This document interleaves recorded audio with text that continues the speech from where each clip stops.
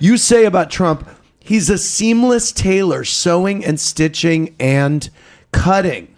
Marie Brenner had written a piece about him. You say Marie has been able to establish such a pattern of lying and loud-mouthing in Trump that it's incredible he still prospers and gets banks to loan him money. You later are at a party and Trump is there, and tell what he does to Marie Brenner, the writer who wrote that piece. Well, this was 6 months after this piece appeared. She's sitting there having dinner, dressed to the nines in her black tie, evening gear.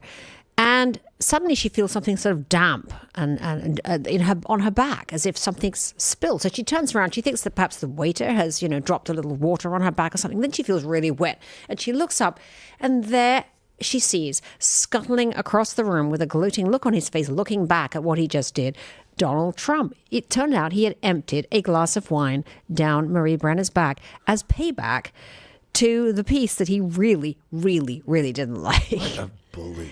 Amazing. And I just think, again, all of those things that we know about now are sort of there. I mean, it was like he didn't want to have a confrontation with her. He didn't go up and say, I hated the piece. He simply, dropped the wine down her back.